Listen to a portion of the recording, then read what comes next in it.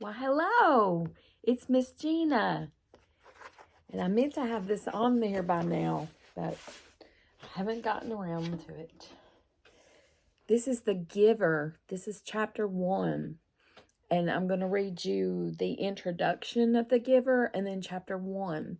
And this is story time. And you're here with Miss Gina. Hi, I'm Miss Gina. And I'm so glad you're here at GinasPlanit with me. So I hope you'll enjoy this story. This was kind of an interesting story. It's a middle schooler type story. So some of you late to go to bed folks, maybe you'll get to catch it before you go to sleep tonight. And maybe some of you night owls might want to listen. Might help you go to sleep. So here we go. Let's dive right in. 20 years, no kidding. 20 years? It's hard to believe. 20 years ago, I was much younger. My parents were still alive. Yes, they were. 2 of my grandchildren had not yet been born. That's true also. And another one now in college was an infant. I don't have any in college. 20 years ago, I didn't own a cell phone. Let's see, 20 years ago. Did I own a cell phone? No, I did not. I didn't know what quinoa was, and I doubt I had ever tasted kale. There had recently been a war. Now we refer to it as the First Gulf War, but back then, mercifully, we didn't know there would be another. Maybe a lot of us weren't even thinking about the future then, but I was, and I'm a writer. I remember when the Gulf War, before it started, that we were worried they were going to institute the draft again. It was kind of a scary time. I wrote The Giver on a big machine that had recently taken the place of my much-loved typewriter. And after I printed pages very noisily. I think the old computers used to go, and you'd rip it off. It'd be perforated. Oh, we've come a long way.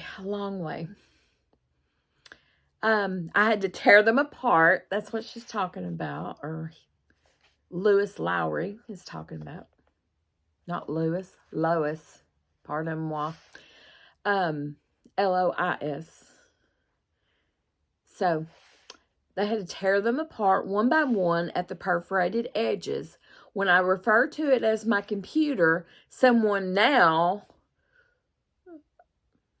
actually it says someone more knowledgeable, pointed out that my machine was not a computer.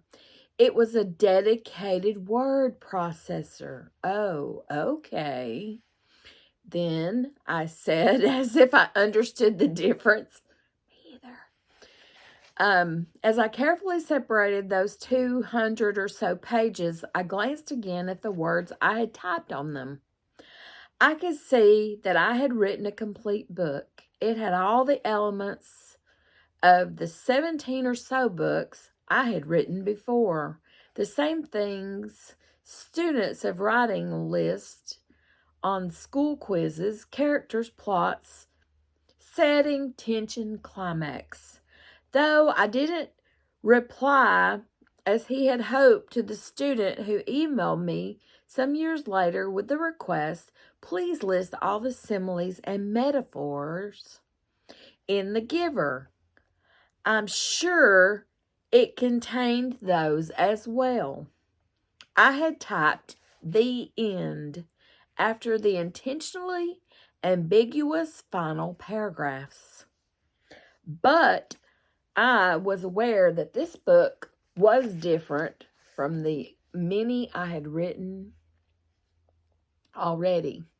My editor, when I gave him the manuscript, realized the same thing.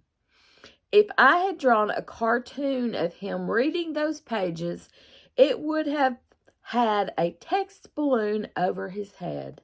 The text would have said simply, gulp. But nothing prepared me for the reader's reactions. I had always received lots of letters from kids, frequently writing as a class assignment. One began, "This is a friendly letter." If you got to warn that it's a friendly letter, it might not be so friendly. Over the years, of course, they have more often become emails. But that didn't compare to the mail about the giver. First of all, for the volume, the sheer number of them. Even now, 20 years later, they still come, sometimes 50 to 60 a day.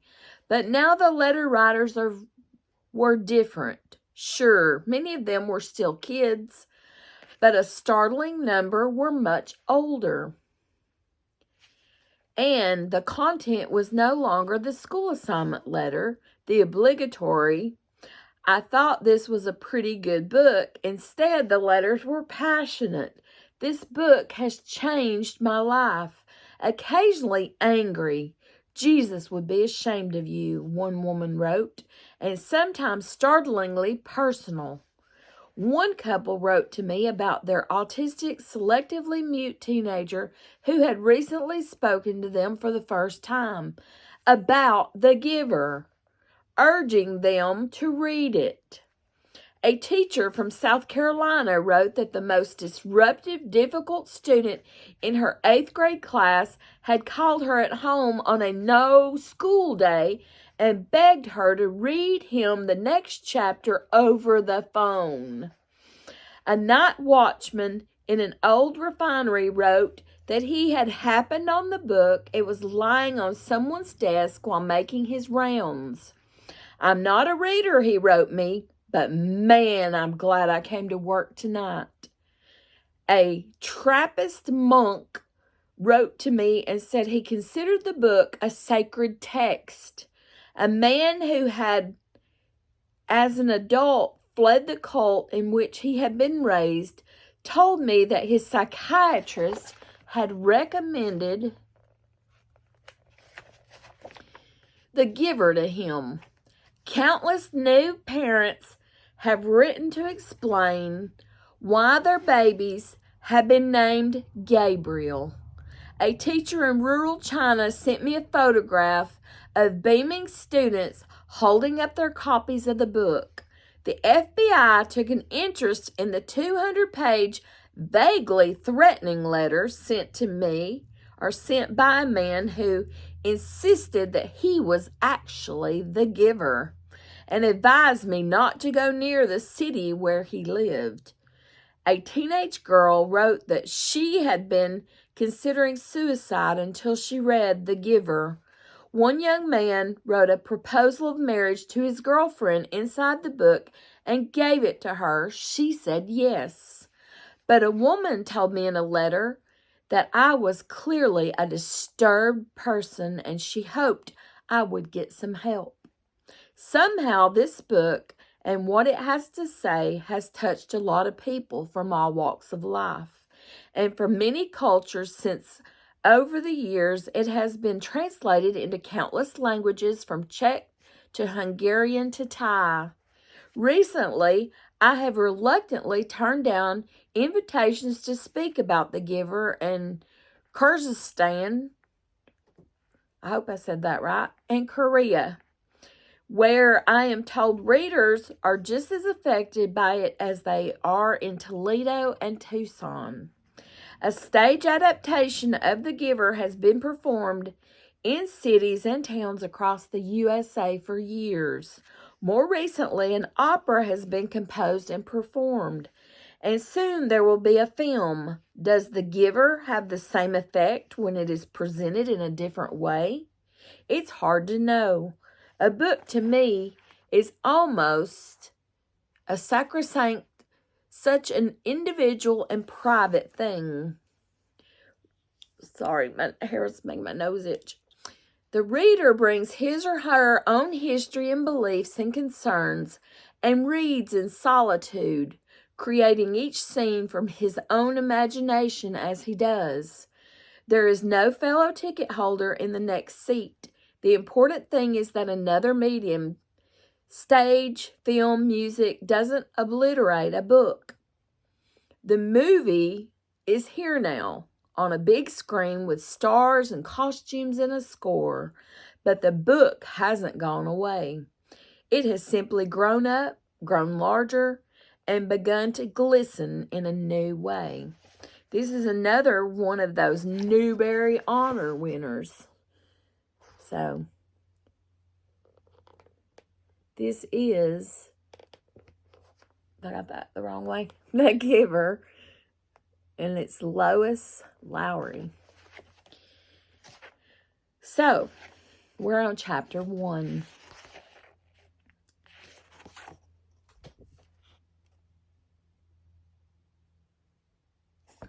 Chapter 1.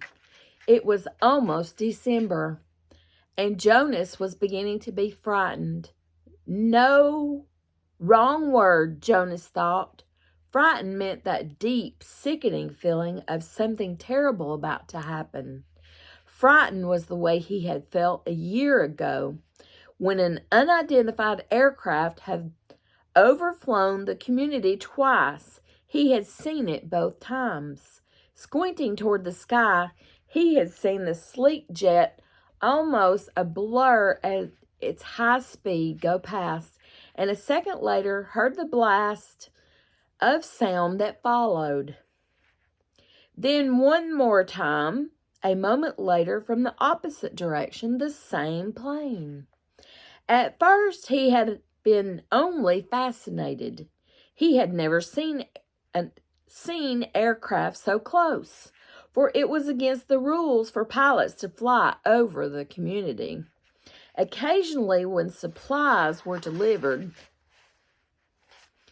by cargo planes to the landing field across the river, children rode their bicycles to the riverbank and watched, intrigued, the unloading and then the takeoff directed to the west, always away from the community. But the aircraft a year ago had been different. It was not a squat, fat-bellied cargo plane, but a needle-nosed, single-pilot jet. Jonas, looking around anxiously, had seen others, adults as well as children, stop what they were doing and wait, confused for an explanation of the frightening event. Then all of the citizens had been ordered to go into the nearest building and stay there. Immediately, the rasping voice through the speakers had said, "Leave your bicycles where they are." Instantly, obediently, Jonas had dropped his bike on its side on the path behind his family's dwelling. He had run indoors and stayed there alone. His parents were both at work, and his little sister, Lily, was at the child care center where she spent her after-school hours. Looking through the front window, he had seen no people. None of the busy afternoon crew of street cleaners, landscape workers, and food delivery people who usually populated the community at that time of day. He saw only the abandoned bikes here and there on their sides. An upturned wheel on one was still revolving slowly. He had been frightened then. The sense of his own community silent, waiting, had made his stomach churn. He had trembled, but it had been nothing. Within minutes, the speaker had crackled again, and the voice, reassuring now and less urgent, had explained that a pilot in training had misread his navigational instructions and made a wrong turn. Desperately, the pilot had been trying to make his way back before his error was noticed. Needless to say, he will be released, the voice had said, followed by silence. There was an ironic tone to that final message, as if the speaker found it amusing. And Jonas had smiled a little, though he knew what a grim statement it had been. For a contributing citizen to be released from the community was a final decision, a terrible punishment, an overwhelming statement of failure. Even the children were scolded if they used the term lightly at play. Jeering at a teammate who missed a catch or stumbled in a race, Jonas had done it once, had shouted at his best friend, "That's it, Asher, you're released." When Asher's clumsy error had lost a match for his team, he had taken aside. Rewind. He had been taken aside for a brief, serious talk by the coach, had hung his head with guilt and embarrassment, and apologized to Asher after the game. Now, thinking about the feeling of fear as he pedaled home along the river path, he remembered the moment of palpable, stomach-sinking terror when the aircraft had streaked above.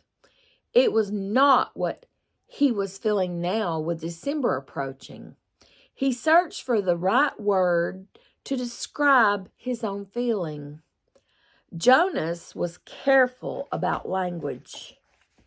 Not like his friend Asher, who talked too fast and mixed things up, scrambling words and phrases until they were barely recognizable and often very funny. Jonas grinned, remembering the morning that Asher had dashed into the classroom late as usual, arriving breathlessly in the middle of the chanting of the morning anthem. When the class took their seats at the conclusion of the patriotic hymn, Asher remained standing to make his public apology as was required. "I apologize for inconveniencing my learning community." Asher ran through the standard apology phrase rapidly, still catching his breath. The instructor in class waited patiently for his explanation. The students had all been grinning because they had listened to Asher's explanations so many times before. "I left home at the correct time, but when I was riding along near the hatchery, the crew was separating some salmon. I guess I just got distraught watching them. I apologize to my classmates," Asher concluded. He smoothed his rumpled tunic and sat down. "We accept your apology, Asher." The class recited the standard response in unison. Many of the students were biting their lips to keep from laughing. "I accept your apology, Asher," the instructor said. He was smiling, "and I thank you because once again you have provided an opportunity for a lesson in language." Distraught is too strong an adjective to describe salmon viewing. He turned and wrote "distraught" on the instructional board. Beside it, he wrote "distracted." Jonas, nearing his home now, smiled at the recollection, thinking still as he wheeled his bike into its narrow port beside the door, he realized that frightened was the wrong word to describe his feelings. Now that December was almost here, it was too strong an adjective. He had waited a long time for this special December. Now that it was almost upon him, he wasn't frightened, but he was eager, he decided. He was eager for it to come, and he was excited certainly. All of the 11s were excited about the event that would be coming so soon. But there was a little shudder of nervousness when he thought about it, about what might happen. Apprehensive, Jonas decided. That's what I am. "Who wants to be the first tonight for feelings?" Jonas's father asked at the conclusion of their evening meal. It was one of the rituals, the evening telling of feelings. Sometimes Jonas and his sister, Lily, argued over turns, over who would get to go first. Their parents, of course, were part of the ritual. They too told their feelings each evening. But like all parents, all adults, they didn't fight and wheedle for their turn. Nor did Jonas. Tonight, he was feeling too complicated this evening. He wanted to share them, but he wasn't eager to begin the process of sifting through his own complicated emotions, even with the help that he knew his parents could give. "You go, Lily," he said. Seeing his sister, who was much younger, only a 7, wiggling with impatience in her chair. "I felt very angry this afternoon," Lily announced. "My childcare group was at the play area, and we had a visiting group of 7s, and they didn't obey the rules at all. One of them, a male, I don't know his name, kept going right to the front of the line for the slide, even though the rest of us were all waiting. I felt so angry at him. I made my hand into a fist like this." And she held up a clenched fist, and the rest of the family smiled at her small, defiant gesture. "Why do you think the visitors didn't obey the rules?" Mother asked. Lily considered and shook her head. "I don't know. They acted like animals." "Animals?" Jonas suggested. He laughed. "That's right," Lily said, laughing too. "Like animals." Neither child knew what the word meant exactly, but it was often used to describe someone uneducated or clumsy, someone who didn't fit in. "Where was the visitor from?" Father asked. Lily frowned, trying to remember. "Our leader told us when he made the welcome speech, but I can't remember. I guess I wasn't paying attention." "It was from another community. They had to leave very early, and they had their midday meal on the bus." Mother nodded. "Do you think it's possible that their rules may be different, and so they simply didn't know what your play area rules were?" Lily shrugged and nodded. "I suppose." You've visited other communities, haven't you?" Jonas asked. "My group has often." Lily nodded again. "When we were 6s, we went and shared a whole school day with a group of 6s in their community." "How did you feel when you were there?" Lily frowned. "I felt strange because their methods were different. They were learning usages that my group hadn't learned yet, so we felt stupid." Father was listening with interest. "I'm thinking, Lily," he said, "about the boy who didn't obey the rules today. Do you think it's possible that he felt strange and stupid, being in a new place with rules that he didn't know about?" Lily pondered that. "Yes," she said finally. "I feel a little sorry for him," Jonas said. "Even though I don't even know him, I feel sorry for anyone who is in a place where he feels strange and stupid." "How do you feel now, Lily?" Father asked. "Still angry?" "I guess not," Lily decided. "I guess I feel a little sorry for him and sorry I made a fist." She grinned. Jonas smiled back at his sister. Lily's feelings were always straightforward, fairly simple, usually easy to resolve. He guessed that his own had been too. When he was 7, he listened politely, though not very attentively, while his father took his turn, describing a feeling of worry that he'd had that day at work, a concern about one of the new children who wasn't doing well. Jonas's father's title was nurturer. He and the other nurturers were responsible for all the physical and emotional needs of every new child during its earliest life. It was a very important job.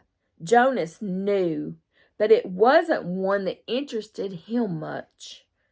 "What gender is it?" Lily asked. "Male," Father said. "He's a sweet little male with a lovely disposition, but he isn't growing as fast as he should, and he doesn't sleep soundly. We have him in the extra care section for supplementary nurturing, but the committee's beginning to talk about releasing him." "Oh, no," Mother murmured sympathetically. "I know how sad that must make you feel." Jonas and Lily both nodded sympathetically as well.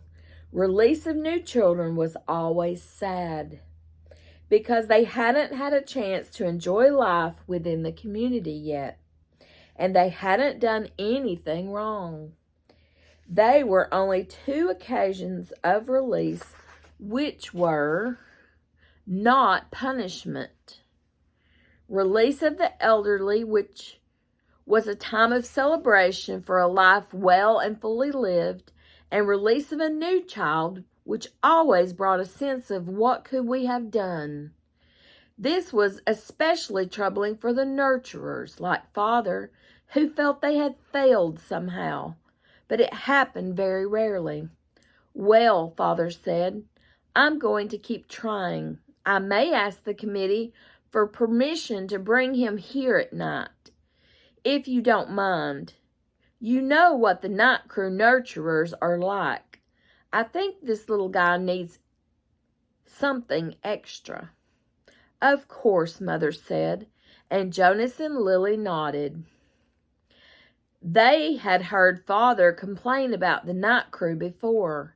It was a lesser job, night crew nurturing, assigned to those who lacked the interest or skills or insight for the more vital jobs of the daytime hours. Most of the people on the night crew had not even been given spouses because they lacked somehow the essential capacity to connect to others, which was required for the creation of a family unit. "Maybe we could even keep him," Lily suggested sweetly, trying to look innocent. The look was fake. Jonas knew. They all knew. "Lily," Mother reminded her, smiling, "you know the rules. 2 children, 1 male, 1 female, to each family unit. It was written very clearly in the rules." Lily giggled. "Well," she said, "I thought maybe just this once." Next, Mother, who held a prominent position at the Department of Justice, talked about her feelings. Today, a repeat offender had been brought before her, someone who had broken the rules before, someone who she hoped had been adequately and fairly punished, and who had been restored to his place, to his job, his home, his family unit. To see him brought before her a second time caused her overwhelming feelings of frustration and anger, and even guilt that she hadn't made a difference in his life. "I feel frightened too for him," she confessed. "You know that there's no third chance. The rules say that if there's a third transgression, he simply has to be released." Jonas shivered. He knew it happened. There was even a boy in his group of 11s whose father had been released years before. No one ever mentioned it. The disgrace was unspeakable. It was hard to imagine. Lily stood up and went to her mother. She stroked her mother's arm. From his place at the table, Father reached over and took her hand. Jonas reached for the other. One by one, they comforted her. Soon she smiled, thanked them, and murmured that she felt soothed. The ritual continued. Jonas, Father asked, "You're last tonight." Jonas sighed. The evening, excuse me, this evening he almost would have preferred to keep his feelings hidden, but it was, of course, against the rules. "I'm feeling apprehensive," he confessed, glad that the appropriate descriptive word had finally come to him. "Why is that, son?" His father looked concerned. "I know there's really nothing to worry about," Jonas explained, "and that every adult has been through it. I know you have, Father, and you too, Mother, but it's the ceremony that I'm apprehensive about. It's almost December." Lily looked up, her eyes wide. "The ceremony of 12, she whispered in an awed voice. Even the smallest children, Lily's age and younger, knew that it lay in the future for each of them. "I'm glad you told us of your feelings," Father said. "Lily's," Mother said, beckoning to the little girl. "Go on now and get into your night clothes. Father and I are going to stay here and talk to Jonas for a while." Lily sighed, but obediently she got down from her chair. "Privately?" she asked. Mother nodded. "Yes," she said. "This talk will be a private one with Jonas." So that's been a very interesting first chapter. So I hope you're still with me and that you enjoyed that. It's leave you with some thoughts. So I'll see you next time. Bye-bye.